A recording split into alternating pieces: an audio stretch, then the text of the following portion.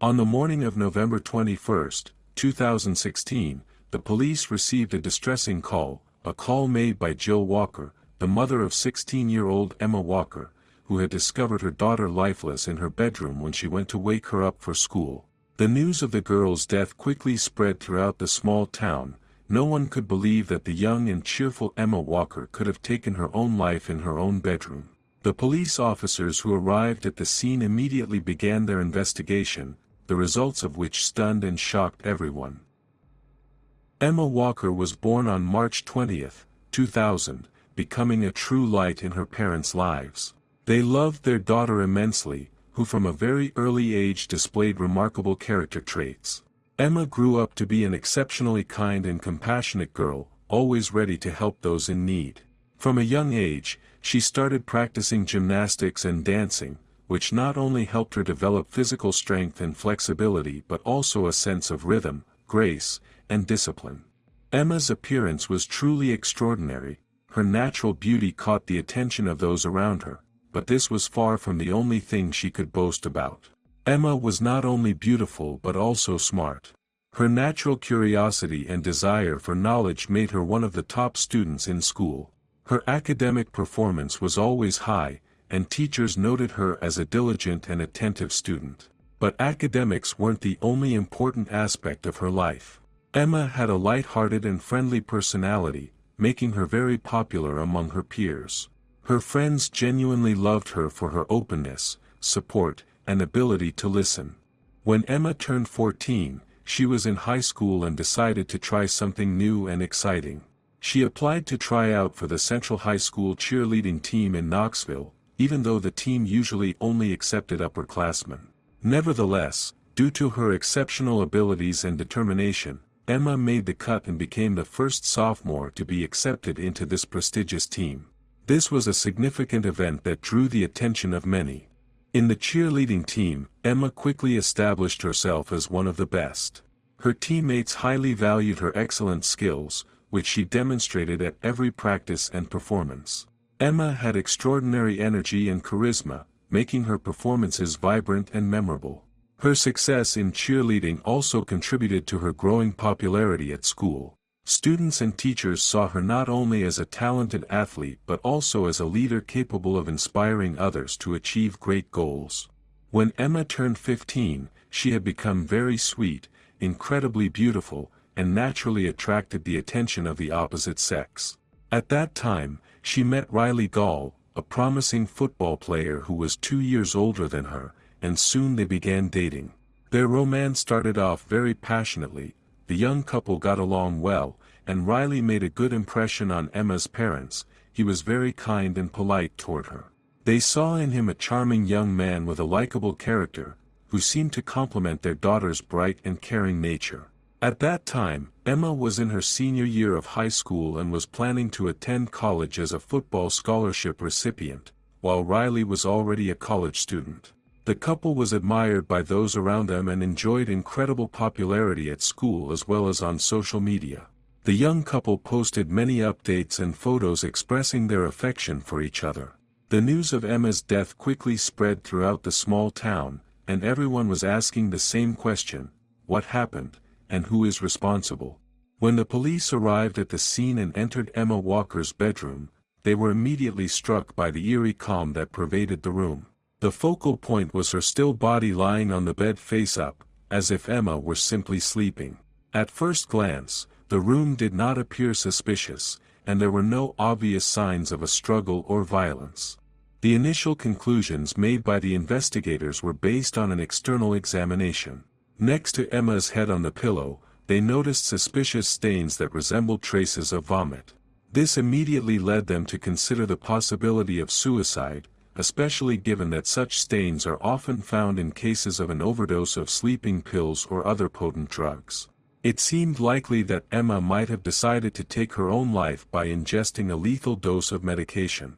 The police quickly formed an initial theory of what had happened. Emma, possibly in a state of despair, took a fatal dose of sleeping pills and passed away in her sleep.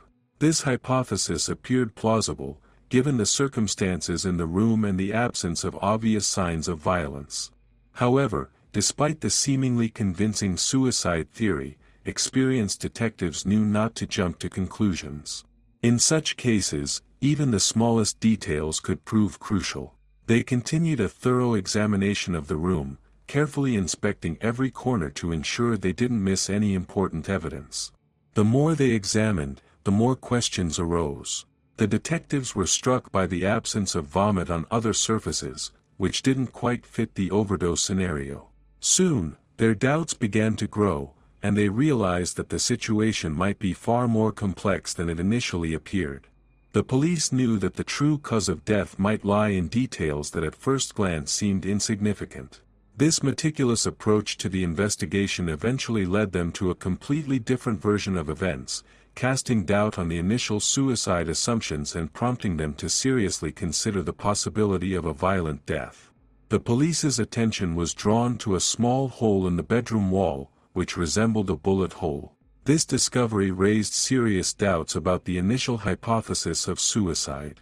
As they continued to investigate, they found another similar hole in the wall, and even more disturbingly, 2 bullet casings lying outside in the yard. Despite the fact that only a small amount of blood was found on Emma's pillow, investigators concluded that the cause of her death was most likely a gunshot wound to the head. A careful examination revealed that the fatal shot was delivered to the girl's head, with the bullet entering just behind her left ear. Later, experts determined that the substance on the pillow, initially mistaken for vomit, was actually brain matter, which definitively confirmed the gunshot theory rather than an overdose of sleeping pills. Emma Walker's death broke the hearts of her friends and family. To honor her memory, they held a candlelight vigil at Central High School after her passing. On social media, friends and acquaintances expressed their condolences and mourned the loss of a friend and an exceptionally kind girl.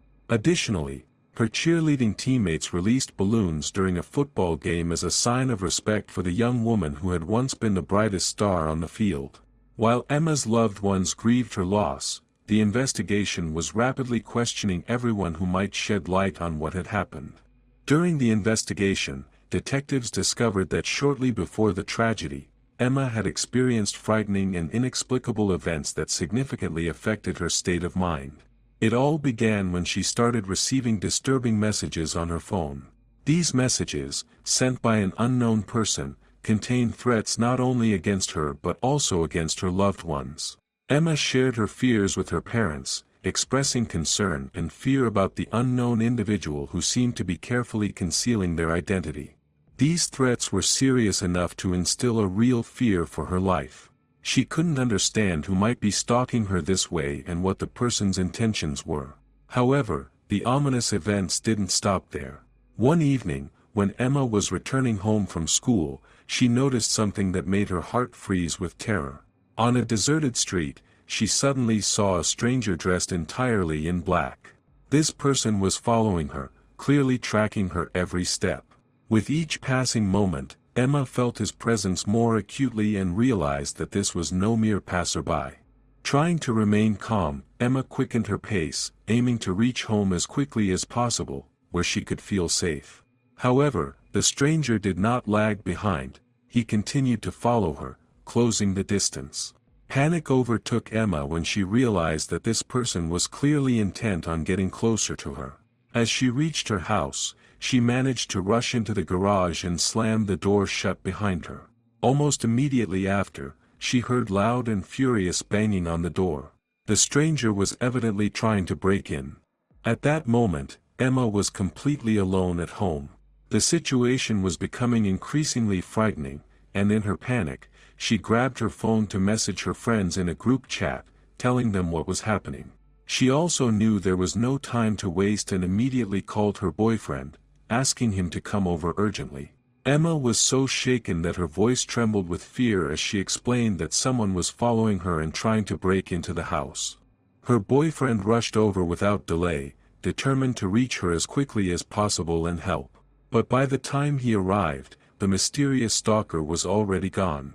The stranger in black had disappeared, leaving behind nothing but the anxiety and fear that continued to torment Emma. This incident deeply shook her and her loved ones, heightening their fears and adding even more questions that remained unanswered. As it later turned out, this event became an important detail in the investigation and further pushed the detectives to seek the truth about what really happened to Emma. Emma's parents, Jill and Mark Walker, informed the investigators that their daughter had been very frightened by this incident, and it had filled her life with fear. Worried about their daughter's safety, they decided to keep a close watch on Emma. They accompanied her to school and back home, constantly ensuring she was safe. That night, their daughter went to bed, completely unaware of the tragic events that were about to unfold. The police, upon reviewing surveillance footage from a camera at a neighboring house, discovered that on Saturday, the day before Emma's murder, an unknown person dressed in black had indeed been near her home. Emma's parents and friends increasingly voiced their concerns and suspicions regarding her boyfriend, Riley Gall. Initially, their relationship seemed quite normal, like most teenage romances. However, over time, those around them began to notice troubling changes in Riley's behavior and the dynamics of his relationship with Emma. In the early stages of their relationship, Riley barely interacted with Emma's friends. This didn't raise much concern, as many assumed he was simply shy and not yet accustomed to the new social circle. But gradually, their worries began to grow. Emma's friends noticed that not only did Riley avoid interacting with them, but he also made every effort to ensure that Emma reduced her contacts with friends and family. He started showing signs of excessive jealousy, trying to control her time and social circle. Over time, it became clear that Riley was attempting to isolate Emma from everyone she cared about. He didn't want her to spend time with anyone other than him. He didn't like it when she interacted with friends or even with her family without his approval. This control escalated into obsessive behavior. Riley constantly tried to invade her personal space, demanding to know her every move. Additionally, Riley began dictating to Emma how she should dress and who she should socialize with. He believed that his opinion should be decisive for her in everything. Her attempts to assert her independence were met with resistance from Riley, who became increasingly persistent and intrusive. He did everything he could to bend her to his will, turning their relationship into something toxic and dangerous. These changes did not go unnoticed by Emma's loved ones. They grew more and more concerned for her, realizing that what had started as a typical teenage relationship had evolved into a situation where Riley was trying to completely control her life. Emma's friends and family began to seriously fear for her safety and well-being, understanding that Riley was not just overprotective but was actually trying to strip her of her freedom and independence. Noticing all these changes in the relationship between their daughter and Riley, her parents tried to help her break free from it. They even tried to forcibly forbid her from seeing Riley, banned him from coming to their house, and took away Emma's cell phone to limit their communication. However, this did not stop the young man, and he gave Emma an iPod Touch so they could stay in touch through Wi-Fi. Riley continued to follow Emma everywhere, threatening and blackmailing her by saying that if she didn't continue dating him, he would take his own life. He would often throw tantrums, cry, and, out of pity, Emma would continue seeing him. This went on for some time, but eventually, Emma grew tired of the exhausting relationship and finally broke up with Riley. The young man took the breakup very hard. He attempted to commit suicide in his dorm room and exhibited mood swings. Friends noticed his strange behavior. He often spoke about being depressed and constantly tried to harm himself physically. Shortly after, Emma started receiving threats, and the man in black appeared. Her parents suspected that Riley might be behind this or had sent someone to scare Emma. They voiced their suspicions to their daughter, but Emma couldn't believe it. Upon receiving this information, the investigators called in Emma's ex-boyfriend, Riley, for questioning. The young man admitted that, although he loved Emma very much, they broke up at her initiative, and he, in turn, was struggling with the breakup and wanted to win her back. Riley was also aware that Emma was being stalked by the man in black, as she had called him, frightened, asking if he was the one trying to pressure her in this way. Riley denied any involvement in these events. At this stage, the investigation had no evidence against the young man, and they continued their inquiry. A little later, they discovered that Riley's mother had a criminal record and that just before the attack on Emma, she had posted threats on social media directed at the girl, saying, "Don't anger my son, or I'll teach you a lesson." Simultaneously, the investigators learned that just one day before the tragedy, a man later identified as Riley's grandfather reported the theft of one of his guns. Mutual friends of Emma and Riley, Alex McCarty and Noah Walton, told the investigators that shortly before Emma's murder, Riley Gall had told them about his fear for his life and that he was afraid of the man in black, which prompted him to steal his grandfather's gun for protection, which he showed them.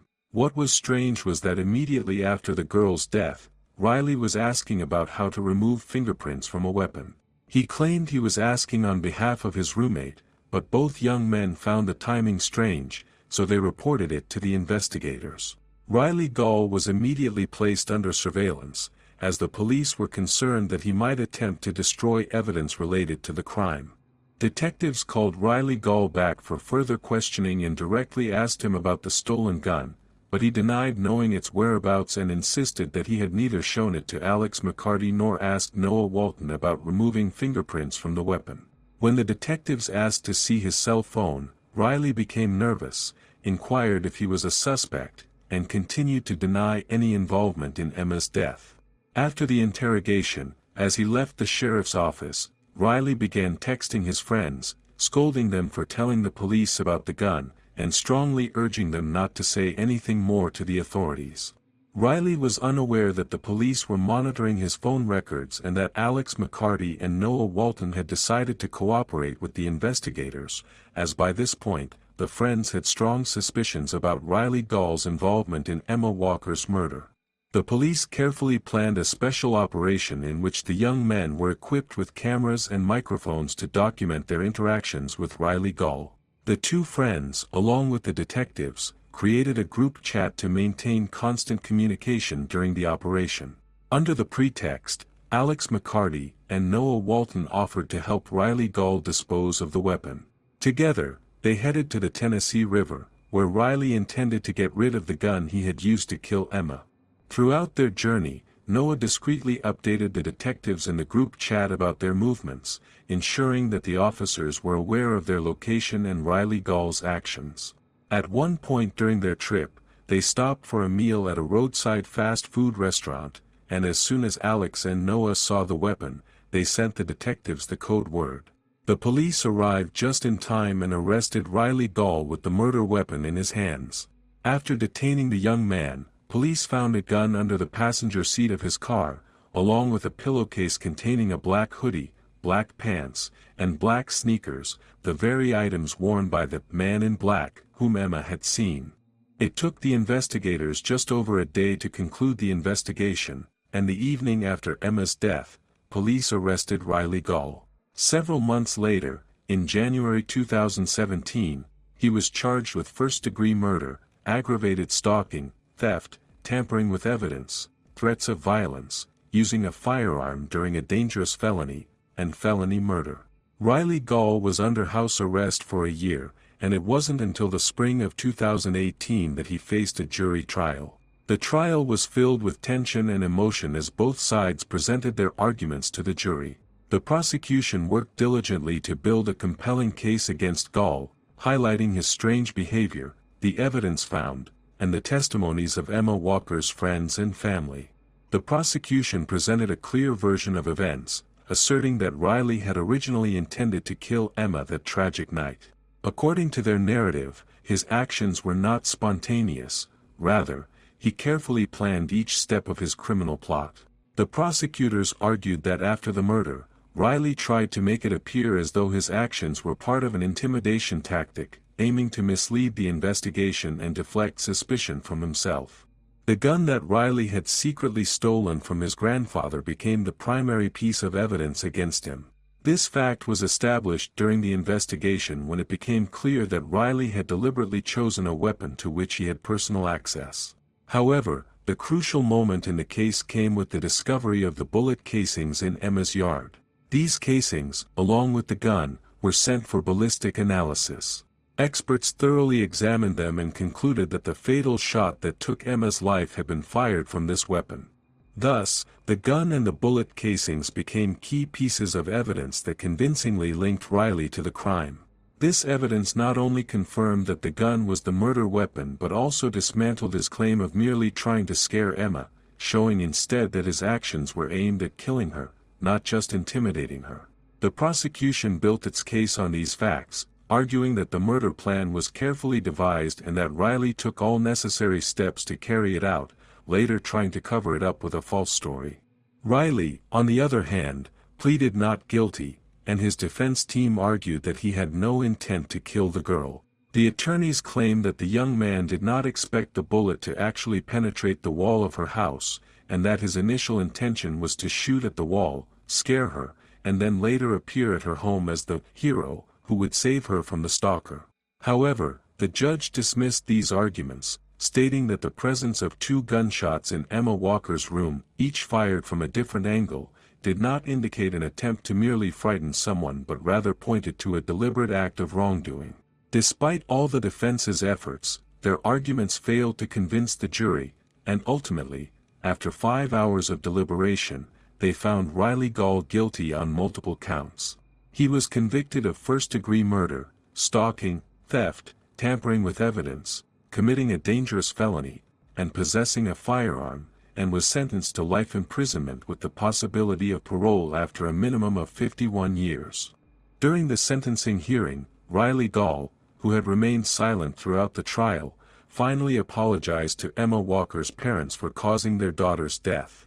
However, he never admitted guilt and continued to claim that the shooting was accidental. The verdict and sentencing brought a sense of closure to Emma Walker's friends and family, who had endured the terrible loss of their beloved one at the hands of someone they once trusted. This tragedy also prompted community organizations and educational institutions to enhance efforts to raise awareness about violence in young people's relationships and stalking. Local institutions focused on ensuring that students, parents, and teachers were better equipped to identify warning signs and intervene when necessary. This case also sparked widespread discussions about the dangers of teenage dating violence and stalking, as well as the importance of recognizing such behavior and intervening early to prevent tragedies and save lives. Subsequently, community organizations developed educational resources and programs to inform parents and teenagers about the risks and dangers associated with abusive relationships, aiming to encourage open and honest conversations about warning signs, available resources, and methods of intervention that can empower people to combat abuse and violence, ultimately leading to healthier and happier relationships for everyone.